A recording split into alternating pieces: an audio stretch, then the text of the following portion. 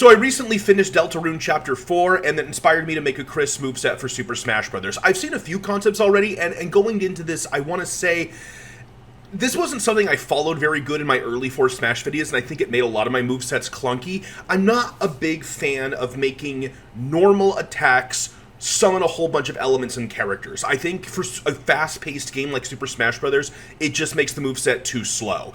Normal attacks are supposed to be quick and fast. If you want to throw in references for smash attacks or special attacks, that's where you have a little more time to do that. Normal attacks, I want to keep simple. So that was one of the big mindset things I had going into this.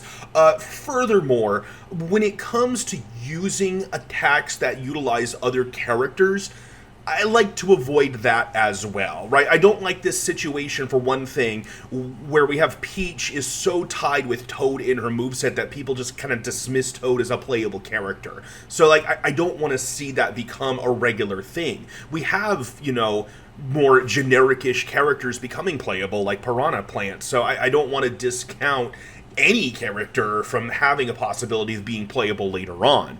I actually prefer what they did with Ness in Super Smash Bros., where he just straight up uses Paula's PK Fire and PK Thunder and Pooh's PK Starstorm.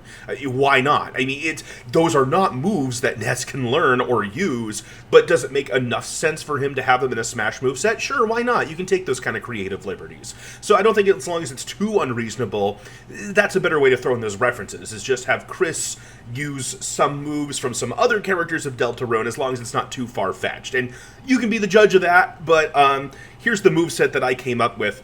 First of all, as far as special properties go, Kris does have a TP bar, tension points, from Deltarune that will be tracked by his character icon as like a vertical bar tracker that fills up. How does it fill up? It fills up when you deliver attacks, it fills up when you dodge attacks, it fills up when you pull out your shield, like your actual Super Smash Bros. Shield with the bubble.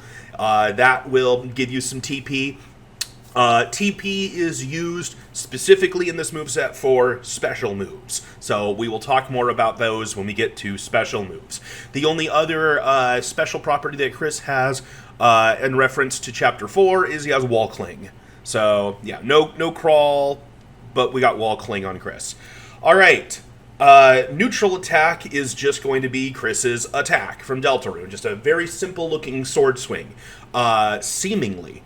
The special property that the sword swing has is it launches a little wave of sparkles after you swing the blade, which gives it a deceptive range. You'll hit somebody and then kind of sparkle them away. Meanwhile, the dash attack is based off of when Susie throws you for certain acts. So in here, it's going to take the appearance of a sword dive. Kris, bends down with his sword, dives forward with a big flying thrust, and then lands. Forward tilt is going to be a rangier forward stab, just a sword thrust. And it's a reference to his attack from Legend of Tenna, which of course is a reference to just Link's regular sword attack from Legend of Zelda. But that's what we're going to use here. For up tilt, I decided to go with a shield bash. There's a couple points, but especially in Chapter 4, where Kris protects Susie with his shield, and because Kris is so short, it usually winds up being up here. So we're just going to do, for up tilt, a little shield, a little bounce. Juggling move, not super strong or super, knockbacky. You just kind of pop somebody up. It does grant you super armor above, so it's a great defense for aerial opponents.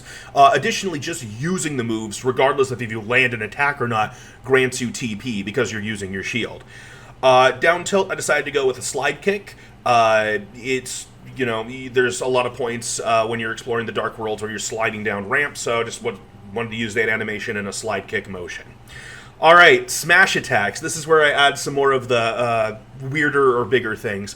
For forward smash, Kris actually lowers his sword, and then with his other hand starts kind of like charging up energy, and then, he kind of snaps forward, and it makes an explosion of hearts. It's the Act or Mercy animation as a forward smash. There actually is no mercy here in this Super Smash Bros. Moveset, but we're referencing the animation. We're going to do an explosion of hearts for forward smash. Up smash is a 2-hit combo. Here's how it works. Uncharged, right? What your motion here is Kris's soul, the soul of the player. And there's going to be spoilers for this moveset, I should have said earlier. So if you don't want spoilers, here's a good warning place. The soul of the player emerges from Kris's body and flies upward. And while it's doing that, Kris pulls out a hockey stick and swings upward at the soul, just grazing it, and then the soul flies back down. So you have a 2-hit combo here. The heart goes up, and then you charge your hockey swing, and you swing forward. The charge animation for this, if you charge your up smash, has the heart go out immediately, which kind of bounces, juggles opponents, puts them into place for your hockey stick attack. But if you charge the move, you reel back, the heart's already kind of up there, and so you kind of delay the second swing as needed. And so that's the up smash. Because you graze the soul with the attack, it also, like the up tilt, automatically grants you TP. But that is the up smash. Down smash is just straight up a dark fountain creation. Not a full one, obviously, but yes, Kris will take his sword, stab it into the ground, and then it creates a dark light that splashes up on both sides on the ground. Aerial moves. Neutral aerial, I'm referencing some more of Chapter 4. It's a soul shine. Just a bright light. I guess it could also just be, banishing the dark fountains from any chapter. But basically, while you're in the air, the soul appears superimposed over Kris, glows, emitting a heart-shaped light that strikes all around Kris. Just ring. Forward aerial, I'm borrowing a move from Susie. Susie's attack against the Roaring Knight in Chapter 3, should you make it far enough in that fight. Kris is just going to take a big two-handed sword swing forward. Very strong slamming move. Now, for the other aerial moves, since we are referencing Legend of Tenna forward stab in that forward tilt, we're going to borrow some link attacks for these rest of these aerials, referencing the other directions that you can stab. So straight up aerial is upward thrust. Down aerial is downward thrust. Not diving, but we are basically borrowing links up and down aerials. As for back aerial, we're going to do a fake spin attack from Legend of Zelda. Kris takes his sword very dryly and spins around with it, striking opponents behind him, and then spinning back to his regular position. Just very, all right. Grabs and throws. Grab, of course, is a hug. Kris puts his sword away and hugs the opponent. And so the pummel is a squeeze, little hearts pop out and squeeze the opponent. Forward throw, I'm calling the plate toss. It's from the cooking minigame on Tennis Show in Chapter 3. So, you're hugging your opponent, and then you just kind of wing them back and then throw them like a frisbee forward. The down throw is actually pretty similar, but it's based on the animation of Kris throwing the soul in various chapters. So, Kris is hugging the opponent, and then he picks up the opponent and just kind of flings them into the ground. Just get out of here. The back throw, I guess animation-wise, is going to look, once again, a lot like Link's. Kris is hugging the opponent, and then he kind of just shifts backwards and almost does like a roll. Not fully, but kind of just shifts backwards and tosses the opponent behind him. What this is meant to look like, it's supposed to look a bit like the cutscene where Kris saves Susie in Chapter 3. I believe that only comes about if you're doing a genocide route on Deltarune. I'm not 100% certain on that. Meanwhile, the up throw is somewhat similar. You're hugging, and then you just kind of toss the opponent up. And it's supposed to be kind of the item acquire look from Zelda, because it's referenced in Legend of Tenna when Susie gets the power croissant. So you're just kind of toss the opponent upward. So you're hugging your opponent, and then you toss them one way or the other. For floor attacks, those are always just so simple. I decided here just to have them, I just labeled them all here in my notes, determination. Basically, Kris is on the floor, and then the soul shines kind of like the neutral aerial, and Kris gets back up, Edge attack, just a climbing horizontal swing of the sword. So now let's get into these special moves. Special moves require TP to get their full effect. Some of them have partial effects if you don't have enough TP to use them. So we'll take those on a case-by-case scenario. For neutral special, I did decide to go ahead and go with Rude Buster. That is Susie's signature move, so it's maybe a little weird to put it on Kris. Like I said, I'm kind of borrowing the Ness philosophy here, so it's just a sword beam here. Because I was thinking about how, in the first final boss fight in Chapter 1, when you act with Kris and you get Red Buster on Susie. So it's like, okay, well, and Gerson can use Rude Buster too. So we're just using a sword beam, basically, and we're calling it Rude Buster. We could call it Red Buster too and just make it red. I don't care. The idea is that it follows the way Rude Buster works. So we're going to borrow Susie's animation for it too. Kris takes his sword, does a huge upward swing, launches a sword wave. If you press the B button again after launching it while Kris is still in the animation for the move, it'll do extra damage when it hits the opponent, an extra knockback. And if you don't have enough TP when you launch the attack to actually use the whole sword beam effect, instead Kris will just do the animation for it and it just becomes an upward sword strike. Side special, I decided to use the Pirouette. The Pirouette is most well known as an act that you use in the optional Jevil fight of Chapter 1, but that animation of Kris doing a Pirouette is used multiple times throughout the story thus far. So I wanted to include it here as a special move for a couple of reasons. For one, the idea with it being a side special is that the action of the Pirouette would be an actual spinning forward motion, so it gives you some forward projection for recovery purposes. But the other idea with it is a big part of sparing enemies in Deltarune is lulling them to sleep, which is something that Pirouette aids in Undertale. I mean, in Deltarune, excuse me.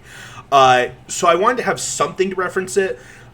So I decided to just kind of put everything into this Pirouette side special. What it does is you project yourself forward while spinning, and it's a non-damaging motion that lulls enemies to sleep like Jigglypuff's up special. The sleep is very, very brief, so you need to time it so that the end of your movement lands right where you want to be with the opponent if you're really going for that sleep effect, because otherwise they'll just pirouette right past them, and by the time you get a chance to hit them, they're probably back on their feet.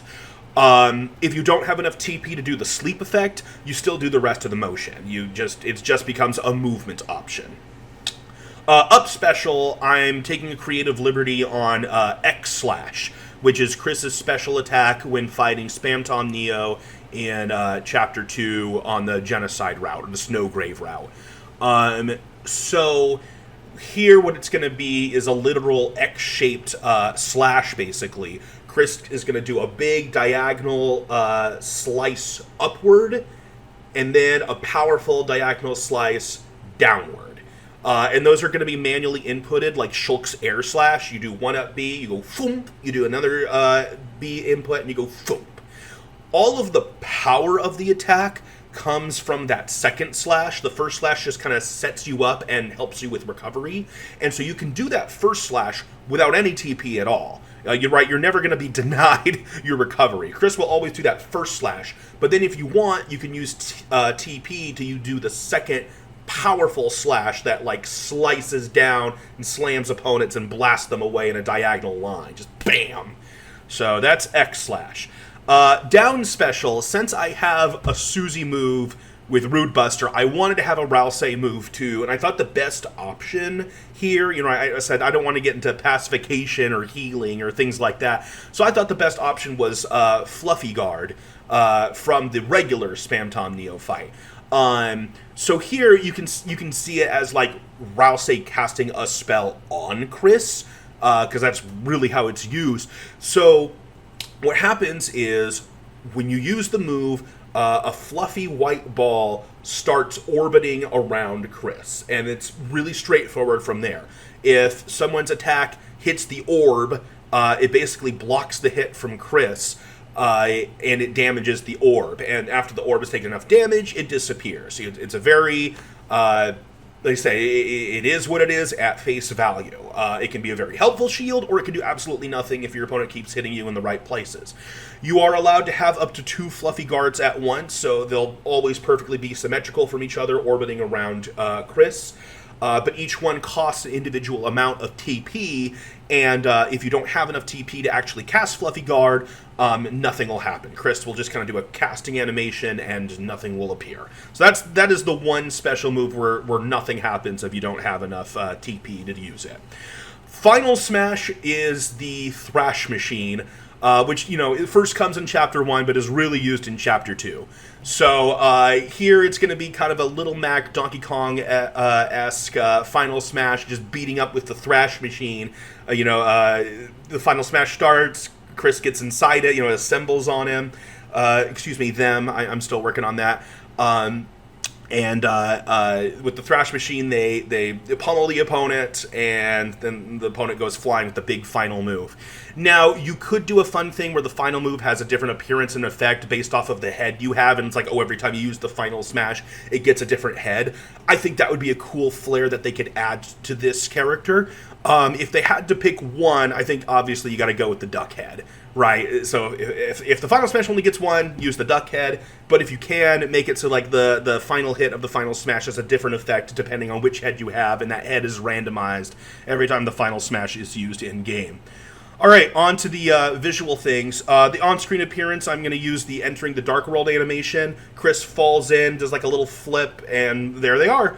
For the taunts, I wanted to use the acts that actually have special animations in-game. So for side taunt, we're going to use the dance from the fight against the Sweet Cap'n Cakes. Kris folds his arm and does the squat dance. I don't remember the actual Russian name for it, but you know the one I'm talking about.